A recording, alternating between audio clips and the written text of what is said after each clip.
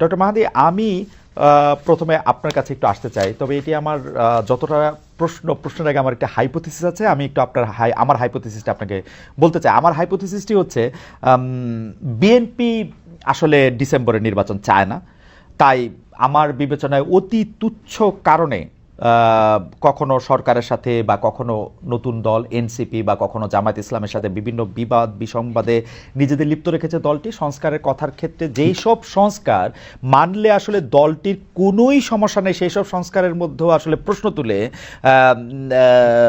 মানে প্রশ্ন বলছে যে সেগুলি করবে না, আবার সেগুলি নিয়ে কথা বললে বিএনপি নেতৃবৃন্দ রেগে যাচ্ছে। আমরা দেখতে পাচ্ছি যে বিএনপি নেতাকর্মী সমর্থকরা রেগে যাচ্ছে, আবার দলটির ভারপ্রাপ্ত চেয়ারম্যান জনাব তারেক রহমান দেশে ফিরছে না, সবগুলি মামলা শেষ হলো। সেক্ষেত্রে আমার মনে হয় যে বিএনপির আসলে নির্বাচনের প্রস্তুতি নেই এবং বিএনপি নির্বাচন চায়ও না আসলে ডিসেম্বরে। আপনার মন্তব্য একটু শুনবো ডক্টর মাহাদি আমিন। আপনাকে ধন্যবাদ। যারা দর্শক দেখছেন সবাইকে শুভেচ্ছা। দেখুন, গত 16 বছর ধরে যখন ফ্যাসিবাদ ছিল তখন বাংলাদেশের গণতন্ত্রের পক্ষের সব ব্যক্তি প্রতিষ্ঠান এবং রাজনৈতিক দলের প্রতিনিধিত্ব করে কিন্তু মানুষের ভোটের অধিকার প্রতিষ্ঠার জন্য, একটি গণতান্ত্রিক বাংলাদেশ প্রতিষ্ঠার জন্য আন্দোলন করে গিয়েছে বিএনপি। সুতরাং গণমানুষের ভোটের অধিকার প্রতিষ্ঠার মাধ্যমে জনগণের যে রাজনৈতিক ক্ষমতায়ন, সেটাই তো বিএনপির অন্যতম প্রধান যে উদ্দেশ্য ছিল। আমাদের 60 লক্ষ নেতাকর্মীর বিরুদ্ধে মিথ্যা মামলা হয়েছে, আমাদের 2000-এর বেশি নেতাকর্মী প্রথম 15 বছরে শহীদ হয়েছেন, এই গণ অভ্যুত্থানেও 500-এর বেশি নেতাকর্মী এবং বিএনপি পরিবারের সদস্য শহীদ হয়েছেন। তার উদ্দেশ্য কি ছিল? উদ্দেশ্য ছিল গণমানুষের অধিকার প্রতিষ্ঠা করে এমন একটা বাংলাদেশ তৈরি করা যেখানে জনগণের কাছে রাষ্ট্রীয় মালিকানা ফেরত যাবে, যেখানে আমরা সত্যি আবারও স্বাধীন সার্বভৌম বাংলাদেশে সাম্য, মানবিক মর্যাদা এবং সামাজিক সুবিচার প্রতিষ্ঠা করতে পারবো।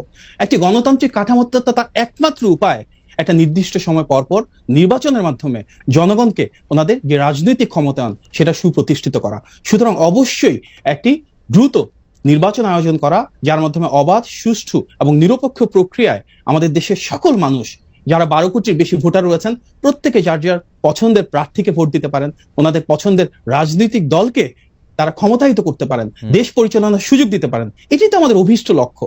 আপনি হয়তো বলছেন সংস্কারের ক্ষেত্রে বিএনপির কিছু দ্বিমত রয়েছে। দেখুন, সংস্কারের সবার আগে বর্তমান বাংলাদেশের যে রাজনৈতিক কাঠামো রয়েছে, বিএনপি কিন্তু সেই 2016 সাল থেকে সংস্কারের পক্ষে কথা বলে আসছে। আমরা দেখেছি 2016 সালে আমাদের দেশনেত্রী বেগম খালেদা জিয়া ভিশন 2030 প্রণয়ন করেছিলেন। পরবর্তীতে 2022 সালে আমাদের বিএনপির ভারপ্রাপ্ত চেয়ারম্যান জনাব তারেক রহমান 27 দফা প্রণয়ন করেছিলেন, এবং 2023 সালে ফ্যাসিবাদের রক্তচক্ষুকে উপেক্ষা করে জনাব তারেক রহমানই কিন্তু 31 দফা প্রণয়ন করেছিলেন। আজকে সংস্কার নিয়ে যা কিছু কথা হচ্ছে, খুব গর্বের সাথে আমরা বলতে পারি তার প্রায় অধিকাংশই এবং প্রতিটি বাস্তবসম্মত এবং যৌক্তিক প্রস্তাবনারই কিন্তু মূল ভিত্তি আমাদের 31 দফা।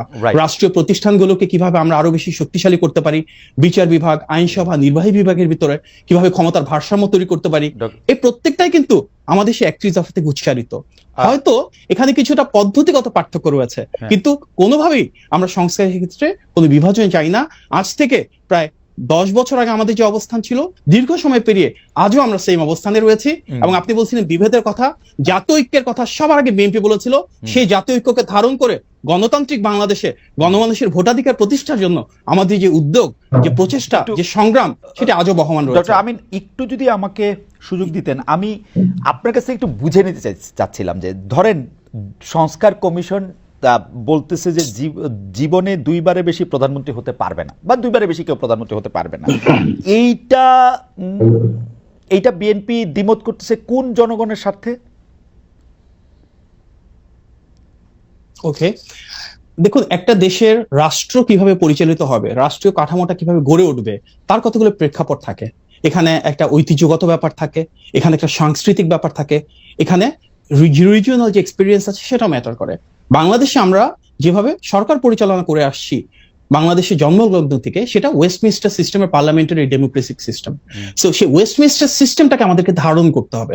আমরা দেখেছি পৃথিবীর কোথাও আপনি একটা দেশ দেখাতে পারবেন না যেখানে ওয়েস্টমিনস্টার সিস্টেম পার্লামেন্টারি ডেমোক্রেসি আছে, যেখানে প্রধানমন্ত্রী যে টার্ম আছে সেটা ক্যাপড, অর্থাৎ প্রধানমন্ত্রীর 2বার বা 3বার বা 5বার বা একবার, এটা নিয়ে কিন্তু কোথাও না। ওয়েস্টমিনিস্টার সিস্টেম ডেমোক্রেসিতে ডক্টর আমিন, আপনি আমাকে ক্ষমা করবেন, মানে আমি মনে হয় সিমিলার যুক্তি আওয়ামী লীগের মুখে গত 15-20 বছর ধরে শুনে আসতেছি, মানে এই ওয়েস্টমিনিস্টার টাইপ ডেমোক্রেসি, প্রধানমন্ত্রীকেই তো আসলে ক্ষমতায় থাকতে হবে, কিন্তু এইটা দিয়ে কিন্তু আমরা কিন্তু ডক্টর মাহাদি, আপনি আমি আজকে এখানে পাটোয়ারি আছেন, আমরা কিন্তু ওয়ার্স্ট সাফারার। যে একজন ভদ্রমহিলা চিন্তা করছিলেন যে তিনি 2041 পর্যন্ত নাকি 2067 নাকি 91 পর্যন্ত থাকবেন, এরকম একটা বন্দোবস্ত প্রায় করে ফেলেছিলেন। পার্টির supreme leader 2 term prime minister থাকবেন, পরে অন্যদেরকে ছেড়ে দিবেন, একটা পর্যায়ে আমরা ওয়েস্টমিনিস্টার ডেমোক্রেসির মতো একটা ম্যাচিউর ডেমোক্রেসিতে যাব, তখন নাইলে পার্টির লিডার আরও 30 বছর থাকলেন। কিন্তু এখন তো আসলে কারো পক্ষে যাতে এককভাবে ক্ষমতাটা না নিয়ে, বা মানে আপনি আমার চেয়ে এটা ভালো জানেন যে মানে সে একলা যেন না থাকে, সেইটার ব্যবস্থায় তো আমরা চাইতেছিলাম, তাই না? আপনি এখানে খুব গুরুত্বপূর্ণ একটা শব্দ বলেছেন, এখন। হ্যাঁ, যে বন্দোবস্ত, এটাতে এখন বা তখনকার না হয়, কারণ আপনারা বলছেন 2 টার্মের বেশি। যদি ডিসেম্বরে ইলেকশন হয়, তারপর 2 টার্ম, মানে আমরা 2035 সালে চলে যাচ্ছি, তারপর আরো একটা টার্ম, তারপর আরো একটা টার্ম, 2040 সালের পরে কি ঘটনা ঘটবে সেটা নিয়ে আমরা এখন কথা বলছি। তার মানে যা কিছু আমরা চিন্তা করি না কেন, এটা কিন্তু ক্ষণস্থায়ী না। একটা দেশের রাষ্ট্র কাঠামো পরিবর্তন হতে হবে দীর্ঘস্থায়ী, সেটা হতে হবে টেকসই। এবং আপনাকে আমি একটা প্রশ্ন ছুড়ে দিই, বাংলাদেশে 2বারের বেশি প্রধানমন্ত্রী কেউ হবেন না, সেটা পরপর হোক অথবা একটানা হোক। সবার আগে কে বলেছেন? আপনারা বলেছেন। সবার আগে কে বলেছেন? আপনারা বলেছিলেন। সবার আগে আমরা বলেছি। হ্যাঁ, কারণ হচ্ছে যে এখন আপনাদের নির্বাচনের প্রস্তুতি নাই, তাই আপনারা এটা নিয়ে তালবাহানা করছেন। আপনারাও চান যে 2বার এসে প্রধানমন্ত্রী না হইতে, এটা আমি একদম শিওর। আপনাদের নির্বাচনের কোনো প্রস্তুতি নাই, আপনারা এই সরকারকে আরেকটু ফেইল্ড দেখতে চান, নিজেদের ঘর একটু গুছাইতে চান, মুখে মুখে বলেন বটে, কিন্তু আমার ধারণা বিএনপি 2 বছর পরে নির্বাচন চায়, এবং দায়টা দিবে হচ্ছে নাসিরউদ্দিন পাটোয়ারি সাহেবদের ঘাড়ে। দেখুন, গণতন্ত্রের সৌন্দর্য তো ভিন্নমত পোষণ করা, সেই ভিন্নমতটা আপনি পোষণ করছেন, তবে বাস্তবতা হচ্ছে যত দ্রুত নির্বাচন হবে, বাংলাদেশে যদি একটা মাত্র রাজনৈতিক দল থাকে তাদের সর্বোচ্চ প্রিপারেশন রয়েছে, সেটা বিএনপি। আমরা যদি দেখি, বাংলাদেশে একটা মাত্র রাজনৈতিক দল যাদের টোটাল পলিসি প্রপোজাল রয়েছে, আমরা রাষ্ট্র কাঠামোটাকে কিভাবে ঢেলে সাজাবো, আমরা গণমানুষের উন্নয়ন কিভাবে করব, আমরা কর্মসংস্থান সৃষ্টি কিভাবে করব, শিক্ষা এবং স্বাস্থ্যের অধিকার কিভাবে নিশ্চিত করব, সর্বজনীন স্বাস্থ্য এবং শিক্ষার মাধ্যমে বাংলাদেশের প্রতিটি তৃণমূল এবং প্রান্তিক পর্যায়ের মানুষকে আমরা কিভাবে সামাজিক মূল্যবোধের মাধ্যমে মানবিক মর্যাদা ফিরিয়ে দিব, আমরা কিভাবে দ্রব্যমূল্য নিয়ন্ত্রণ করব, কৃষক, শ্রমিক, মজুরদের জন্য তাদের প্রাপ্য যে অর্থায়ন, প্রাপ্য যে মজুরি, সেটা নিশ্চিত করব। বাংলাদেশে বিএনপি একমাত্র রাজনৈতিক দল। জনাব তারেক রহমানের বিরুদ্ধে আর কোনো মামলা নাই, হত্যা মামলা থেকে দায়, মানে যে কোনো সব মামলা থেকে তার আসলে বেকসুর উনি খালাস পেয়েছেন। এখন উনি কেন দেশে আসছেন না, সেটা নিশ্চয়ই আমরা একটু আবার পরে আপনার কাছ থেকে শুনবো। আমরা একটু জনাব নাসিরউদ্দিন পাটোয়ারির কাছে যেতে চাই। জনাব নাসিরউদ্দিন পাটোয়ারি, আপনার কাছে আমার কিছু গুচ্ছ প্রশ্ন আছে, একসাথে আমি 3-4টা প্রশ্ন করতে চাই। আপনি একটু আমাদের বলবেন যে ডক্টর মোহাম্মদ ইউনূস দেশ কেমন পরিচালনা করছেন? ইউনূস স্যার চেষ্টা করছেন, তার যে ক্যাবিনেট রয়েছে সেখানে অনেকে নিয়ে একসাথে সংঘবদ্ধভাবে দেশকে একটি সুন্দর জায়গায় নিয়ে যাওয়ার চেষ্টা করছেন, এবং সেখানে অনেক জায়গায় ভুল ভ্রান্তি হচ্ছে। এবং আমাদের যখন একটি দেশকে ধ্বংসস্তূপে রেখে যাওয়া হয়েছে, যেখানে কোনো একটি ইনস্টিটিউশন ওয়ার্ক করতেছে না, সেই জায়গাতে ইউনূস স্যার যথেষ্ট প্রজ্ঞার পরিচয় দিয়ে কোনো একটি দেশের আন্ডারে না গিয়ে, কোনো একটি রাষ্ট্রের শক্তিকে ব্যবহার না করে বাংলাদেশের জনমানুষের যে আকাঙ্ক্ষা রয়েছে, সেই আকাঙ্ক্ষার ভিত্তিতে এই দেশটি পরিচালিত করছেন। এই ভিত্তিতে পরিচালনার ক্ষেত্রে বাংলাদেশের মানুষের যেমন সাপোর্ট প্রয়োজন, সাথে সাথে রাজনৈতিক দলগুলোর সাপোর্ট প্রয়োজন হয়ে থাকে। সেই ক্ষেত্রে ইউনূস স্যার কিন্তু রাজনৈতিক দলগুলো থেকে অসহযোগিতার যে অবিশ্বাস একটা জায়গা আমরা দেখতে পাচ্ছি বিভিন্ন জায়গা থেকে। গত ঐক্যমত কমিশনে স্যার বারবার একটি গুরুত্বারোপ করেছেন যে আপনারা একসাথে এসেছেন, আপনারা আমার শক্তি, আপনারা দেখলে আমরা সাহস পাই। এই সাহসের জায়গা থেকে যখন আমরা রুমে থাকি, সেখানে সবাই ইউনূস স্যারকে সাহস দিয়ে থাকে, কিন্তু যখনই এই ফরেন যে একাডেমিতে মিটিংটা হয়ে থাকে, সেখানে নিচে নামার পরেই ভিতরে এক কথা, বাহিরে এক কথা, এবং মাঠে গিয়ে আরেক কথা, জনগণকে বিভ্রান্ত করে বর্তমান রাষ্ট্রকে যে পরিস্থিতিতে নিয়ে যাওয়া হচ্ছে, সেইখানে ইউনূস স্যার কিন্তু একটি কঠিন বিপদে আছেন। সেই ক্ষেত্রে জনাব পাটোয়ারি, আমাদের জন্য এটা আপনি একটু পরিষ্কার করবেন, মানে আপনারা যখন থাকেন তখন ডক্টর ইউনূস আপনাদের সাথে কথাবার্তা, আপনাদের শক্তি বা সবকিছুকে ঠিকই বিবেচনা করেন, কিন্তু আপনারা যখন চলে আসেন তখন কারা বিভ্রান্ত করেন জনগণকে? স্পষ্ট করতে চাচ্ছিলাম, আমরা যখন ঐক্যমতের কমিশনগুলো মিটিং হয়ে থাকে বা প্রিভিয়াসলি অনেক দল একসাথে নিয়ে মিটিং হয়েছিল, এবং সেখানে ফরেন একাডেমিতে যে মিটিং গুলো হয়েছিল, সেখানে সব দলে কিন্তু অংশগ্রহণ করেছিল। সেখানে তারা খোলামেলা ভাবে কথা বলেছিল এবং বলেছিল, আমরা স্যার আপনি চালান, আমরা আপনাকে সাহস দিচ্ছি, ভরসা দিচ্ছি। কিছু কিছু বিষয়ে মনোমালিন্য হয়েছে, যে এককভাবে কারো প্রতি কোনো চক্ষুপাত না হওয়ার জন্য সবার প্রতি যদি সমভাবে যে বৈষম্যমূলক আমরা রাষ্ট্র চেয়েছিলাম সেটা যদি পরিচালিত হয়। কিন্তু আমরা যখন দেখি যে প্রত্যেকটা গ্রুপ ফরেন একাডেমি থেকে নিচে নেমে প্রেস ব্রিফিং করে থাকে, তো ভিতরে যে কথাটা হয়ে থাকে যে এইভাবে সাহস দেওয়া হয়েছে ঐক্যমতের ভিত্তিতে আমরা একটি দেশের যাচ্ছি, রাজনৈতিক কিন্তু সেই দলগুলা। কথাটা রাজনৈতিক রাজনৈতিক দলগুলা তো সেখানে বিএনপি থাকে, জামাত থাকে, হেফাজত থাকে, যতগুলো বাংলাদেশের অংশ পক্ষ রয়েছে সবাই কিন্তু থাকে। কিন্তু যখনই বাইরে গিয়ে প্রেস ব্রিফিংটা করা হয়ে থাকে, ভিতরে যে কথাটা বলেছে আমরা যখন পরে বাসায় গিয়ে মিডিয়ায় দেখি সেই কথাগুলো আমরা পাই না। বরঞ্চ বলা হয়ে থাকে, উপরে কথা হয়েছে যে আমরা একটি সংস্কার প্রক্রিয়ার মধ্যে দিয়ে যাবো, এবং সবাই বলেছে হ্যাঁ আমরা একটি সংস্কার প্রক্রিয়ার মধ্যে দিয়ে যেতে চাই। নিচে গিয়ে সাথে সাথে বলা হয়েছে এখনই ইলেকশন প্রয়োজন এবং কয়েক মাসের মধ্যে ইলেকশন প্রয়োজন। কিন্তু ওই যে মিটিং এর যে এজেন্সটা ওই বক্তব্যের মধ্যে দিয়ে পুরোই বাংলাদেশের সামনে ডিস্টর্টেড হয়ে যায়। কিন্তু জনাব পাটোয়ারি, আপনার কাছে কি মনে হয় না যে আপনাদের দল থেকেও বা আপনাদের যারা সহযোদ্ধা আছেন তাদের থেকে অনেক বিভ্রান্তি ছড়ানো হয়েছে? ধরেন আপনাদের একজন উপদেষ্টা তিনি বলেছেন যে এই সেনাপ্রধান আসিফ মাহমুদ সজীব ভুঁইয়া বলেছেন যে সেনাপ্রধান মানতে চান নাই ডক্টর ইউনূসকে। আপনি বলেছেন বিএনপি একটা বিভ্রান্তির রাজনীতি করে, জামাতের সাথে এই করেছে সেই করেছে, মানে এগুলি তো আপনারাও বলেছেন জনাব পাটোয়ারি, এবং খুব নিষ্ঠুরভাবে বলেছেন। জি, এইখানে আমরা যে বিষয়টি স্পষ্টত করে দিয়েছি, রাষ্ট্রের বর্তমান একটা পরিস্থিতির মধ্যে দিয়ে চলছে। 5 অগাস্টের পরে কিন্তু 5 থেকে 8 তারিখের মধ্যে সরকার ছিল না। সরকার যখন গঠন হলো, এই সরকারকে আমরা 4 থেকে 5 মাস অথবা 1 বছর অথবা 2 বছর যে ঐক্যমতের ভিত্তিতে যে সময় দিয়ে থাকি, ওই সময়টা কিন্তু এই ধরনের কথাবার্তা একদম বলা উচিত না। কারণ এই সময় তো সকলের সহযোগিতার ভিত্তিতে আশ্বাসেই এই কাজটি করা উচিত। যদি কোনো কথাবার্তা থেকে সেখানে মির্জা সাহেব বলেন এবং অন্যান্যরা বলেন, ডিরেক্টলি কিন্তু কমিউনিকেশন আছে, সেখানে গিয়ে বলতে পারে। যদি কোনো সংকট থেকে থাকে সেখানে আলোচনা করতে পারে। এমনি ভাবে আসিফের ক্ষেত্রেও সেই একই বিষয়, ওনারা উপদেষ্টা পরিষদে আছে, ক্যাবিনেট মিটিং হয়, যদি কোনো সংকট থেকে থাকে সেখানে বলতে পারে।